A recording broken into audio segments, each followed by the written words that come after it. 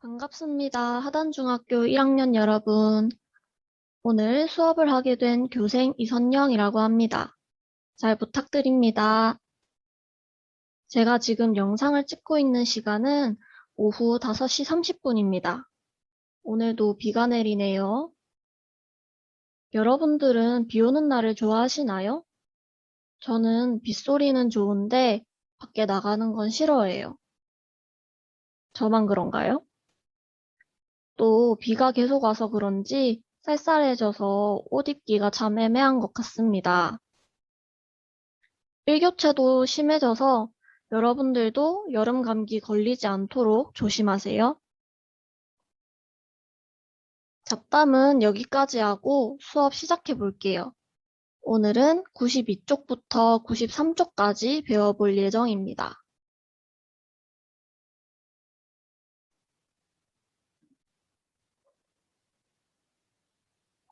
먼저 지난 시간에 어떤 내용을 배웠는지 한번 살펴보도록 하겠습니다. 여러분, 행복이란 무엇일까요? 많은 학자들이 행복에 대한 견해를 밝혔는데 에피쿠로스는 행복이 무엇이라고 했나요? 빈칸에 어떤 말이 들어가야 할까요? 네, 평온한 마음이죠. 에피쿠로스는 고요한 호수와 같이 평온한 마음의 상태를 행복이라고 했기 때문에 지속적이고 정신적인 쾌락을 추구하여야 한다고 하였습니다. 기억하시나요? 반면 아리스토텔레스는 행복이 무엇이라고 했나요?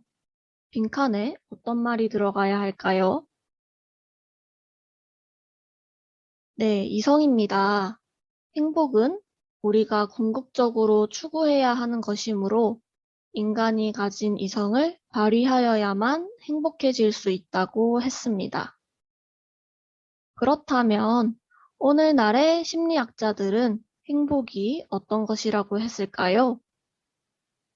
빈칸에 어떤 말이 들어가야 할까요? 네, 즐거움입니다.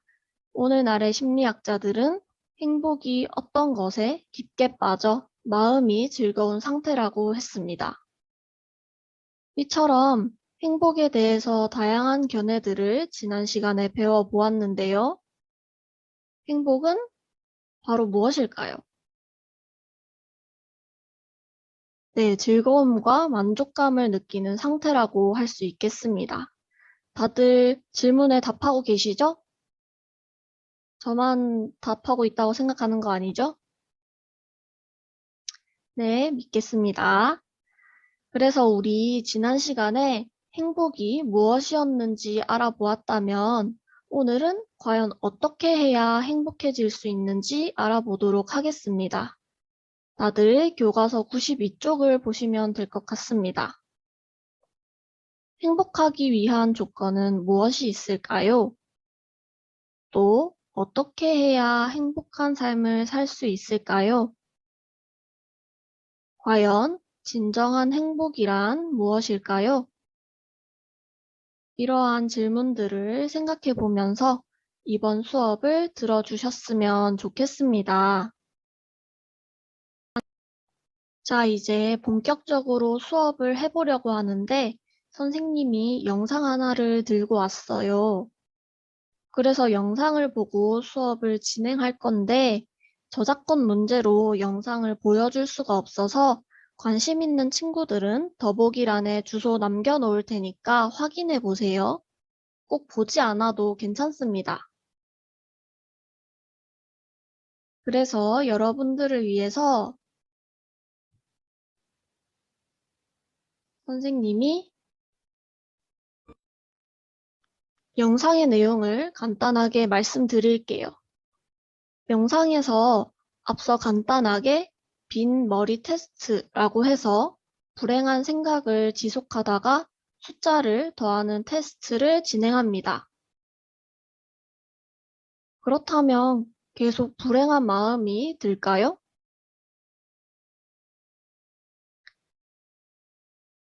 20초의 불행한 생각은 20분으로 확장될 수도 있습니다. 테스트를 진행한 몇 분 전과 지금의 인생은 완전히 같습니다. 그러나 불행한 생각을 떠올리는 순간 불행한 마음이 떠오르죠. 이처럼 우리를 불행하게 하는 것들을 생각해 보려고 한다면 이미 우리의 뇌는 불행한 것들을 바로 생각해낼 것입니다. 하지만 우리의 상황은 크게 변화하지 않았음에도 불행한 생각을 계속하면 불행해진다는 것을 말하죠. 즉, 불행을 만들어내는 것은 우리의 머릿속 생각인 것이고 현실에서는 아무런 사건도 발생하지 않았습니다. 달라진 것이 있다면 우리의 생각과 마음가짐이겠죠? 혹시 지금 불행하다고 느낀 친구들도 있다면 행복한 삶을 살기 위해서 어떤 것이 필요한지 생각해 보면 좋겠습니다.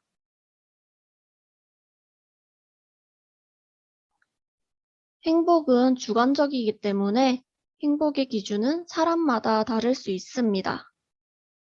오늘 급식이 맛있어서 행복하다고 느낀 친구들도 있을 것이고, 생일 선물을 받았지만 원하는 선물이 아니어서 불행하다고 느끼는 친구도 있을 거예요. 이처럼 행복은 주관적이지만 많은 사람이 일반적으로 공감하는 행복의 공통된 조건이 있어요. 바로 건강해야 한다는 것입니다. 선생님, 저는 건강해서 감기도 잘 안 걸려요. 하는 친구도 있을 겁니다. 물론 모든 걸 다 가졌더라도 몸이 건강하지 못하다면 아무 소용 없겠죠. 하지만 여기서 말하는 건강은 여러분들의 몸뿐만 아니라 마음도 건강해야 한다는 것을 말해요.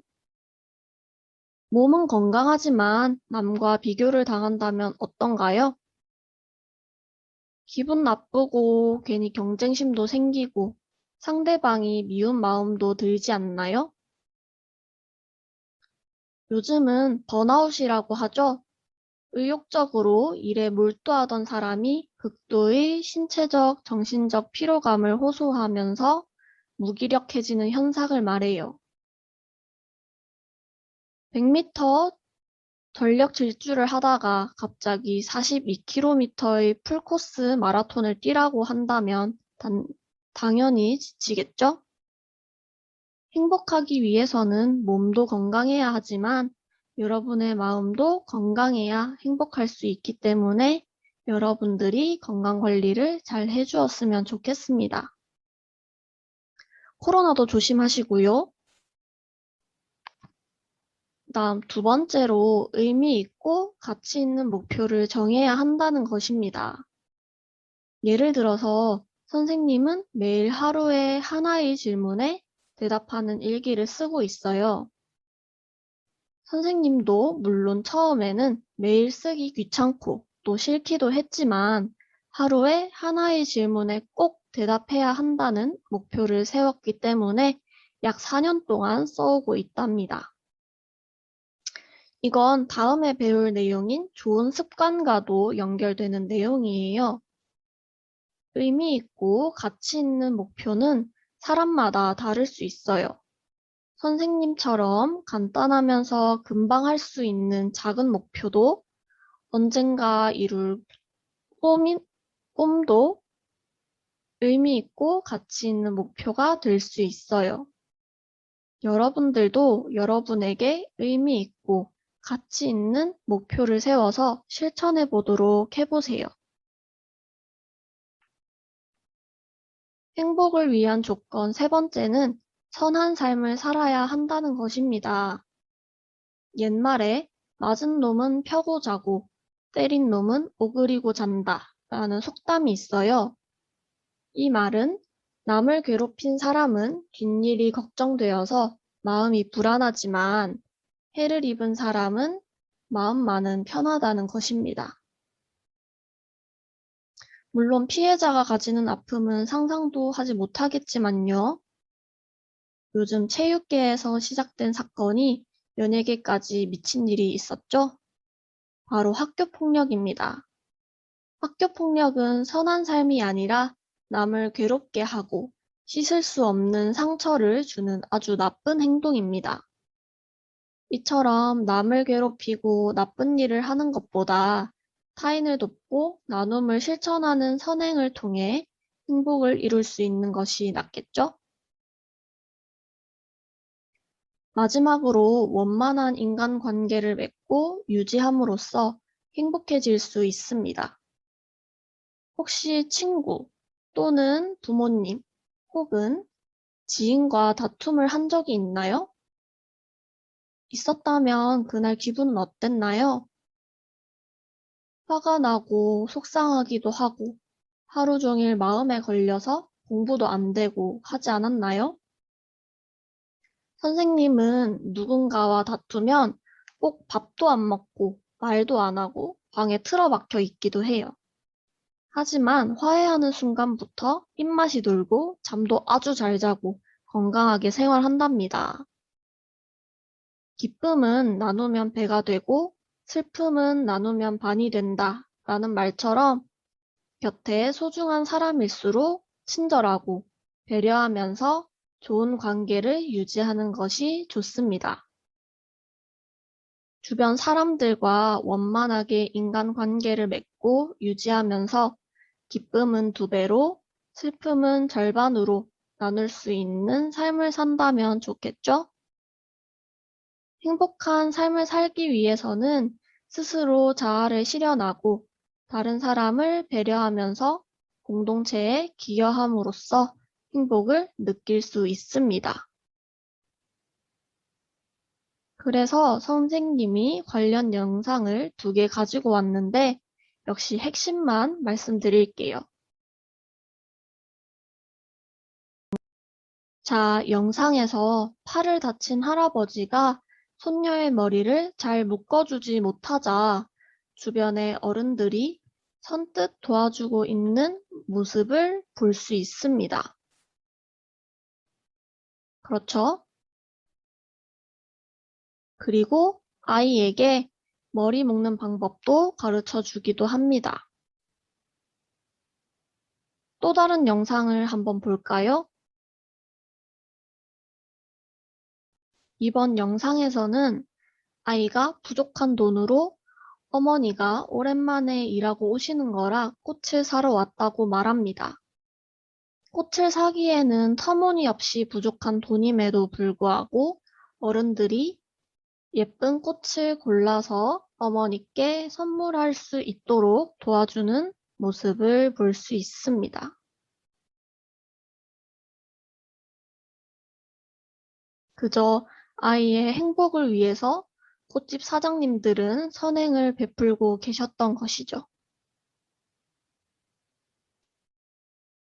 이처럼 작은 도움이라도 타인을 배려하고 우리 사회의 구성원으로서 따뜻한 마음을 가진다면 행복한 삶을 살 수 있을 것입니다.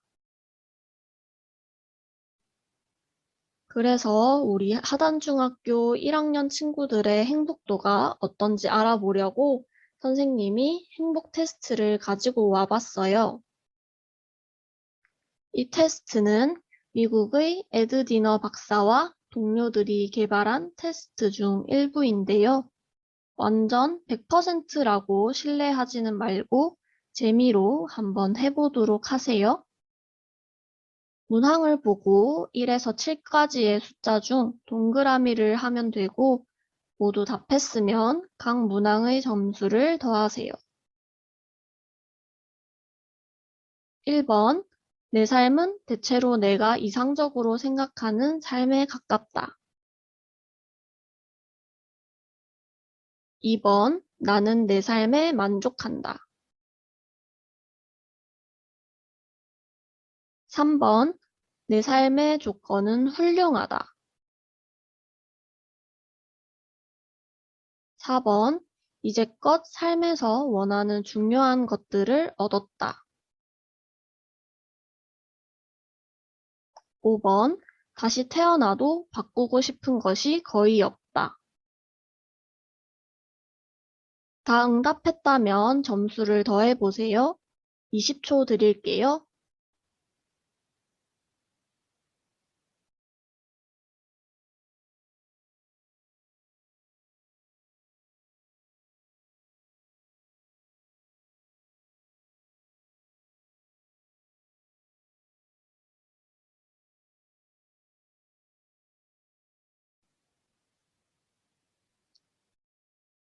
결과를 한번 볼까요? 32점에서 35점은 매우 행복하다고 합니다. 나의 행복에 대한 의미를 찾아보면 좋은 상태라고 해요.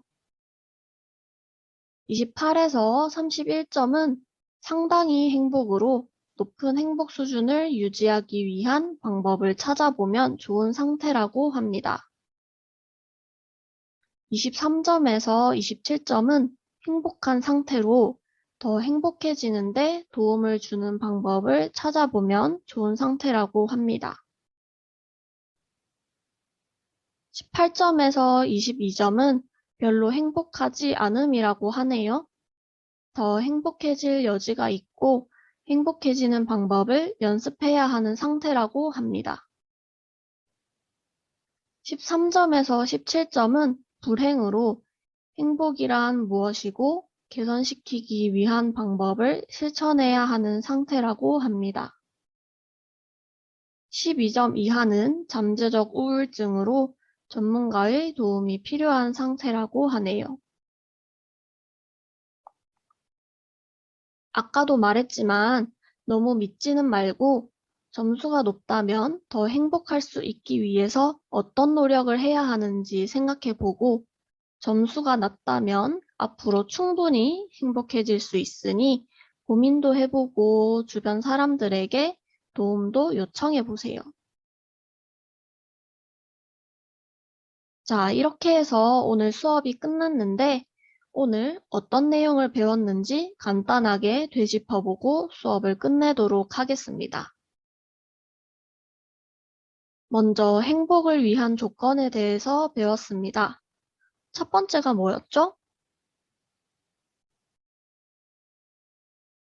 네, 건강한 몸과 마음에서 행복을 찾을 수 있다고 했습니다.